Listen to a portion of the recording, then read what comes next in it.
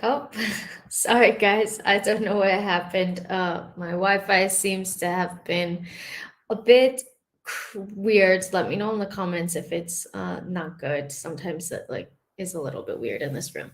But welcome back to another video. Welcome back to another match review. This is Man City 2, Chelsea 0, and I'm going to be keeping it short and sweet because it's been a long day and it's late in Spain and I'm not so happy about about that match. But as you know, I always try to bring you a rational perspective to Chelsea games. And so you will not see any overreaction. You will not see me ranting or anything like that. So without further ado, let's get into this game. Make sure to leave your comments in the comment box if you have any, and I'll try to get through as many as possible as well. So as always, I'm just going to share my screen here. Starting with the starting 11. So it was a pretty good team from Graham Potter. Edouard Mendy started in goal. We had a back three of Trevor Chalobah, Kalidou Koulibaly, and Marco Correa. And then Ruben Loftus-Cheek and Lewis Hall playing as the wingbacks almost. Kovacic and Zakaria in the middle of the pitch. And then Hakim Ziyech, Armando Broja, and Christian Pulisic playing up front. And I absolutely hate ratings like this because I don't know if it lets me zoom in. Maybe not. I don't know how to work this thing. It's rated Lewis Hall as the worst player on the pitch when for me he was the best player on the pitch. So that just goes to show you like how is Edouard meant to get an 8.1 but he let in 2 goals and Lewis Hall gets a 6.3. That doesn't make any sense to me. Anyways, going into the starting 11, thought that it made sense. I was hoping that Omari Hutchinson would be starting. He's been really, really good for the development team. And so I probably would have started him ahead of Hakim Ziyech. I don't know. It just seems that Ziyech hasn't played so much this season. Maybe he's looking for a move away from the club. That's just me speculating. But I would have rather maybe given the minutes to a youth player that we know is going to give 110% to play for the team. And we saw that with Lewis Hall. I thought that he had a fantastic game. He was all over the pitch. I have some stats on my phone. So okay, here we go. Lewis Hall, he had 2 shots on target, which was first for the team, 3 dribbles, which was first, 100% dribble success, which was first, 6 duels won, which was first, and 4 possession won, which was first. I thought that he was absolutely fantastic in it. Even though he had 2 opportunities on goal that he did miss and maybe could have done a little bit better with, I still thought that he was incredible in this match. For me, just to get straight to the point, my big match takeaway is promote Lewis Hall to the first team because I thought that he was the best player on the pitch, at least in my opinion. Going through that game, I was hoping that Chelsea would maybe try to dominate a bit more possession than we did. Well, actually, we had 45% to Man City's 55%. It did feel like a bit less. Man City had 18 shots to our 15, 9 shots on target to our 5, 1 shot off target to our 8. That's mad.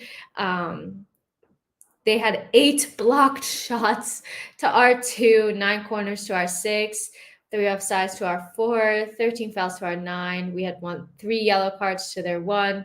We had 3 big chances and 3 big chances missed in this match. They hit the woodwork once, and one of their players hit the woodwork for us. They had 13 shots inside the box. We had 9. And we had 7 goalkeeper saves to their 5. So honestly, if you're looking at the stats, it doesn't paint that bad of a picture. And this is why I like using stats. Like, you can't just go solely off of statistics.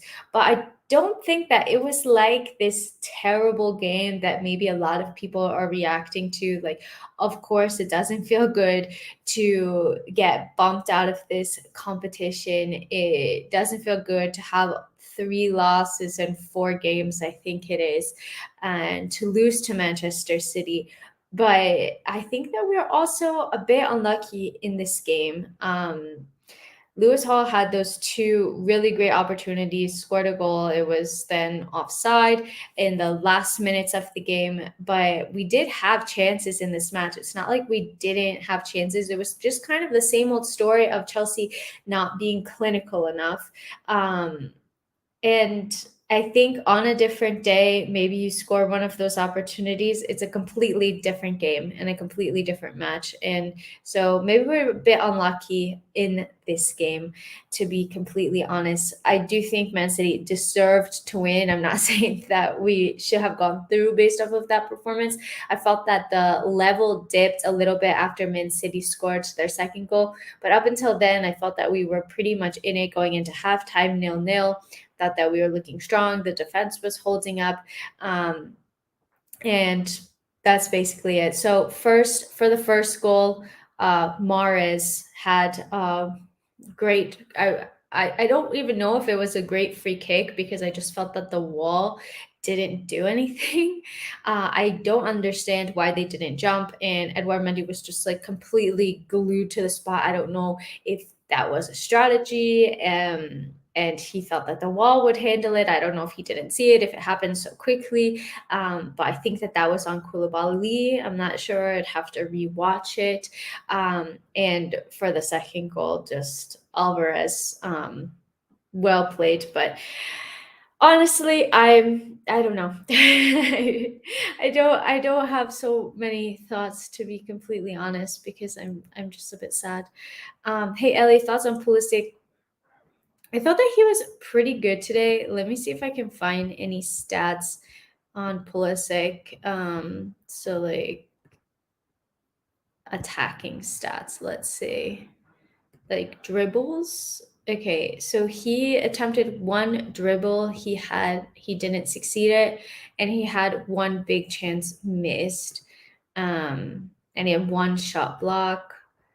Let's see, shots on, he had 2 shots on target and 1 shot off target, which was the joint top. I mean, a lot of people had 2 shots on target: Jack Grealish, Pulisic, Cole Palmer, Julian Alvarez, Lewis Hall, Riyad Mahrez, all had 2 shots on target.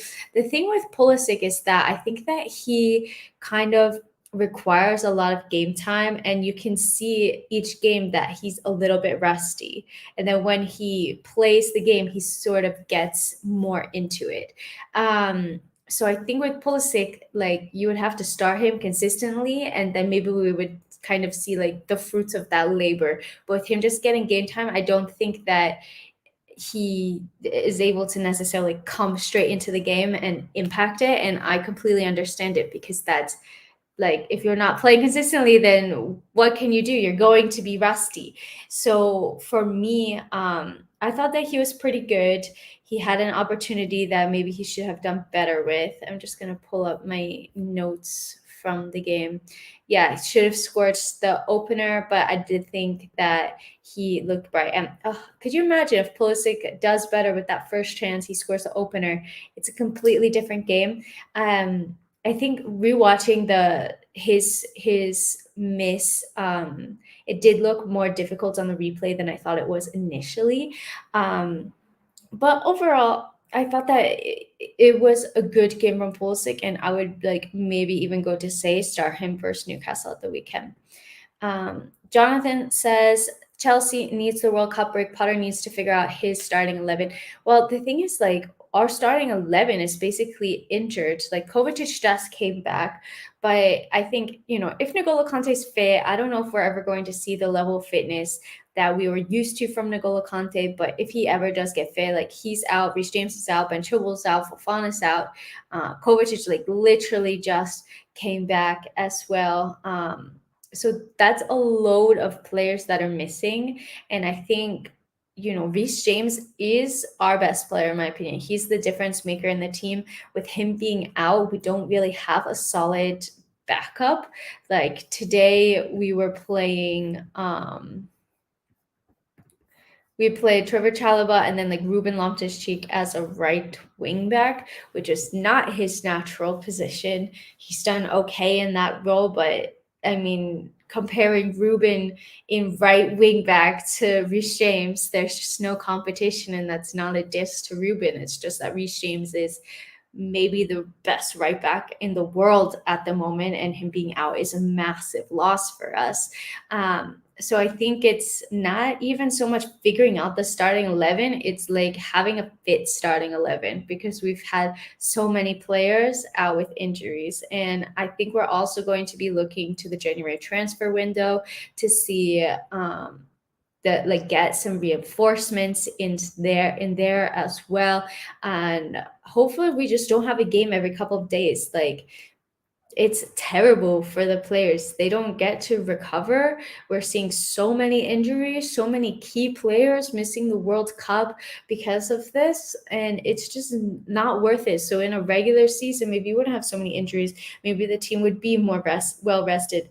And I saw the stat. It was like Chelsea and Liverpool have played the most games, I think, out of like any team in Europe, like over 60 games over the past year or something, just because we had gotten to the Carabao Cup final, we got to the FA Cup final, like with the Champions League as well, with the Premier League games. Like, it's just so many games, and it really impacts the players and impacts how they're playing. So I think maybe a positive is that hopefully, things are still going to be packed after the World Cup because its like intrusion right in the middle of the season. But hopefully, in a couple of months' time, like all of the players that we have out injured are going to be fit, and maybe we get some reinforcements, and we're going to be seeing a very different Chelsea team. Morale asks, what do you think about Hall? I thought that he was absolutely brilliant. I tweeted like promote him to the first team right away. That's my match takeaway. I just thought that he was so good, and especially starting in a game at the Etihad versus Manchester City. And he looked so composed on the ball. He was giving 110%. He was one of the players that actually looked like he was trying to do something, and he looked like scoring. So I was very impressed with him. Andrew says, yes, starting wasn't bad. He looked dangerous. Putting Havertz on for what reason? Anyways, it's a blessing in disguise that we're out. Honestly, like, I would have started Hutchinson. I'm not the manager, so what do I know? But I just would have liked to give the minutes to a youngster, honestly, not knowing if Ziyech is going to stay with Chelsea or not. If he's going to stay, then that's fine. And the thing with Ziyech is that, like, I just never know what game he's going to have for Chelsea, because sometimes he can have these really great games. And I did think he had one of his better games today. There was a moment where I think it was for, I don't remember, I think it might have been for the second Lewis Hall opportunity, that I have no idea how he kept the ball in, and it was really great footwork. But the thing is, like, he's not doing that consistently. If you did that consistently, I'd be like, yeah, start him every game. But you just don't know what Ziyech is going to show up. And yeah, I didn't understand bringing on Havertz. I would have brought on Hutchinson. Like, for 15 minutes, you're already losing 2-0. I didn't think that we were going to get back into the game. But bring on somebody who's done a pretty freaking great job with the development squad. I'm just gonna look up to see if I can get his stats. Yeah, so this year for the Chelsea under 21 team, he has 5 goals and 4 assists in 11 matches. So almost a goal contribution every game, which is pretty insane. And you know that he's going to be giving 110%. Like, it's just a different breed with these academy players, because they know what it means to play for Chelsea. Uh,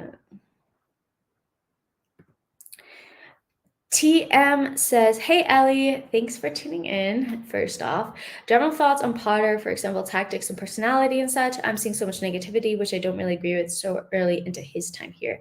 I couldn't agree more with you, to be honest. I am always going to give the manager time. I'm never going to be one of those negative fans. It's not me. I don't see the point in it. I'm here to support Chelsea. And if we look at somebody like Arteta at Arsenal, look at, like, I remember, I think it was the start of last season that they lost their first 3 games. They conceded like 3 goals in each of those games. They were sitting 20th in the Premier League. Then they went on to have a pretty good run. Then they ended the season not so great, came in 5th, and now they're having an amazing run of form. And that's 3.5 years in the making. And they've had good times and they've had not so good times with him, and they've stuck by him, and now they're finally kind of reaping the fruit of their rewards of their labor. And we saw at Brighton as well what Graham Potter was able to create with the team. And Chelsea have very, very talented players. So I do think that he's going to be able to create something. I don't think that it's going to happen overnight. I don't think that it's going to happen when, like, the majority of our starting 11 is out injured, where we still have players from all these different managers. I think it's going to take time to build, to identify the players that he wants to keep at the club, the players that he wants to get rid of, or I should get rid of, but like sell. I don't know, a nice way to put that. And kind of get the team playing how he wants. And there's been certain problems that we've seen under every manager. And I think, that mentality of after we concede a goal, it's not so common that we see us really fighting and digging in our heels and getting a result. I think that's something that he can probably address, and he's kind of mentioned that it's not just it's not just winning on the pitch. Like, there's a whole cultural shift going on at the club. So I think it's going to take time. I wouldn't be surprised if, I don't think it's going to take 3 years, but 1-2 years, bit of a transitional period. But I do think like the new ownership is going to target key players, and our recruitment strategy, I could, to be completely honest, have not understood it as of recently, because it seems that we're just buying these big name players and trying to see where they fit into the team. Like Timo Werner, for example, he looked really great in Champions League, but then he struggled in the Premier League. Kai Havertz has been struggling as well. I don't know, just these big names. And I look at the likes of, I don't know, like Guimarães at Newcastle, and how they're finding these incredible players for bargain and bringing them in, and then they're succeeding. And we're going to the likes of a Newcastle and being like, oh, give me your player. And of course, it's going to be so much money. So I think, one of the things that we need to work on is cutting out that middleman, so to speak, and finding this talent. And I think that's something that the new owners have prioritized a bit. We saw it in this summer window that we bought a lot of youth. So for the coming years, hopefully we start seeing that shift.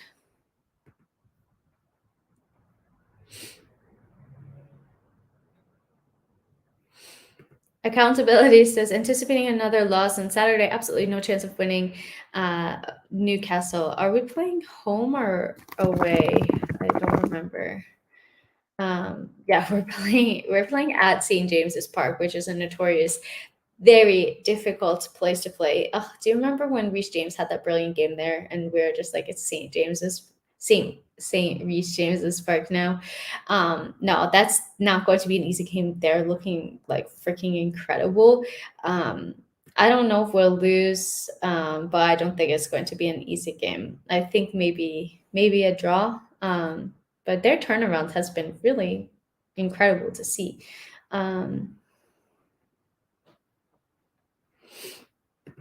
Failed experiments is what we need a back playing goalkeeper, because the defensive midfielder stressed because they know Mendy's deficiencies. He's a really great shot stopper. I think Edouard Mendy is a very great shot stopper. He's not so great with his feet.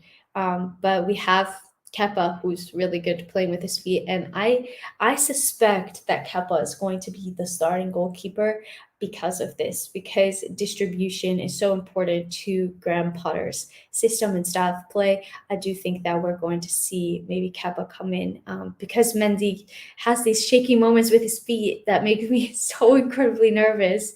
And Graham Potter likes to use the goalkeeper as almost a third center back at times. So yeah, let's see.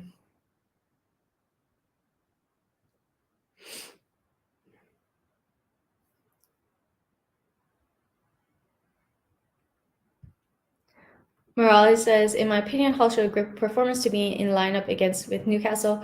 I mean, I would love to see that. Honestly, he definitely deserves it. Do I think he's actually going to start? Probably not, but I would be over the moon if he did because I thought that he was fantastic.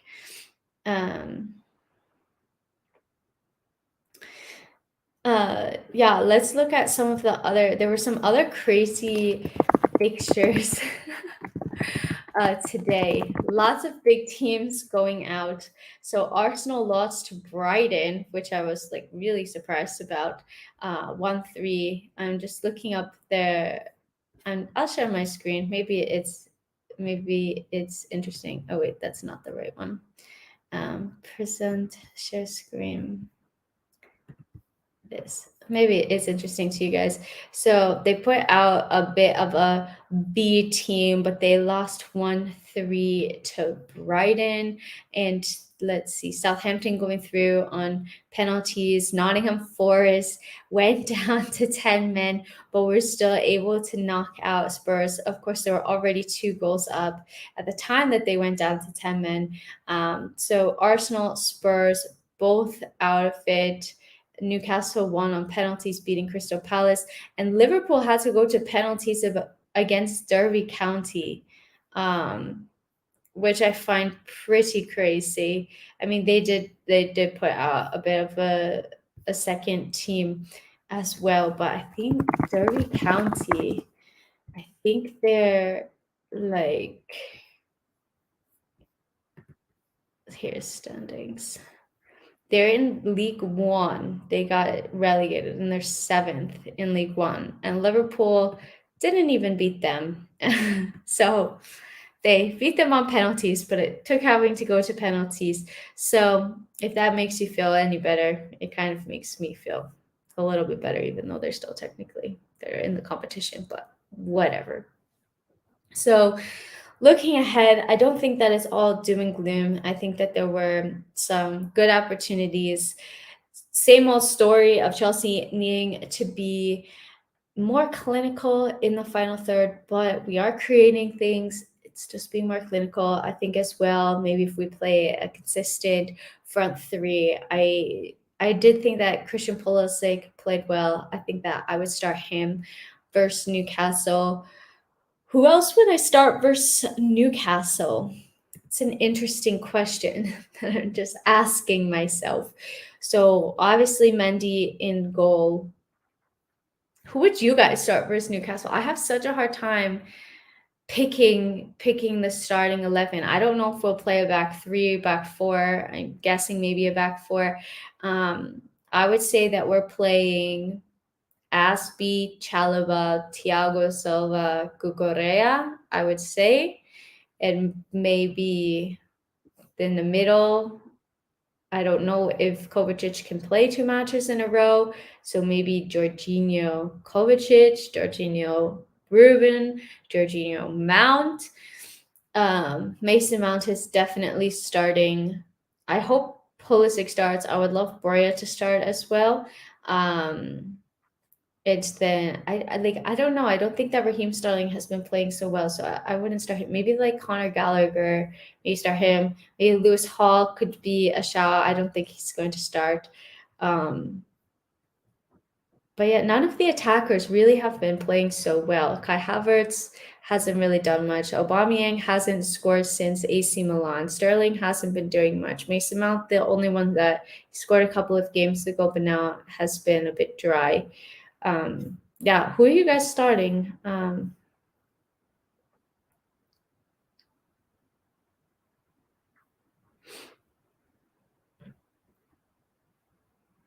Do you remember Fofana? Yeah, I mentioned Fofana. I mentioned him that he's out injured. Um,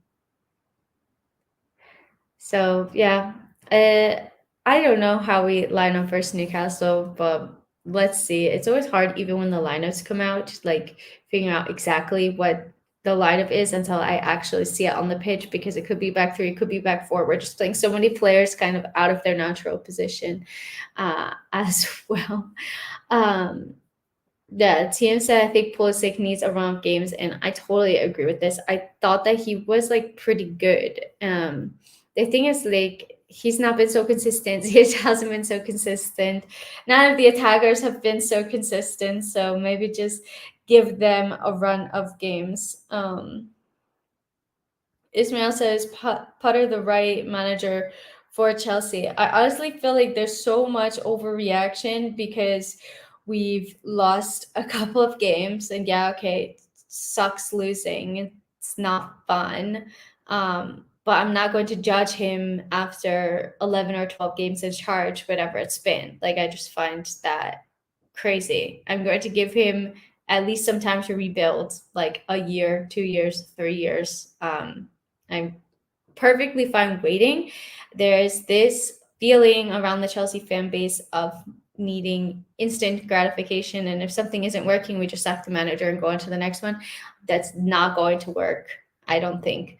Look at the Premier League now. Look at Klopp. Okay, he's having a bad season at Liverpool, but 7 years with Liverpool. Man City with Pep. Now we're seeing Arteta 3 and a bit years with Arsenal. Like, they're long-term managers, and they've been given the time to build something. So if we don't give Potter time, I don't know what we do. Like, I think he's here for the long haul, and I hope that he builds something. But things aren't going to change overnight. There's a lot of issues, and just remember, guys, like, we have so many first team players that are injured. So many.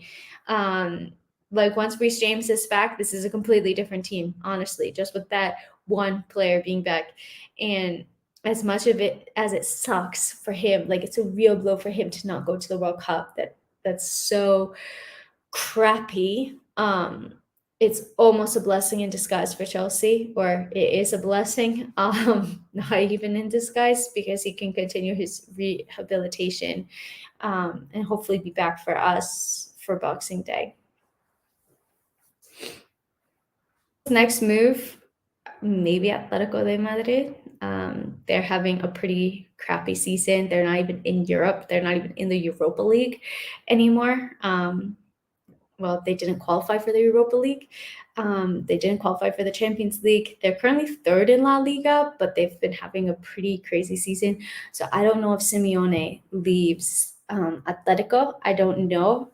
Or if he gets sacked. I would kind of be surprised, but if things don't go well, I think like maybe he might even walk away and say, hey, I want what's best for the team. I don't know. So that could be a match, or maybe he would be like the England manager or something like that. I don't know.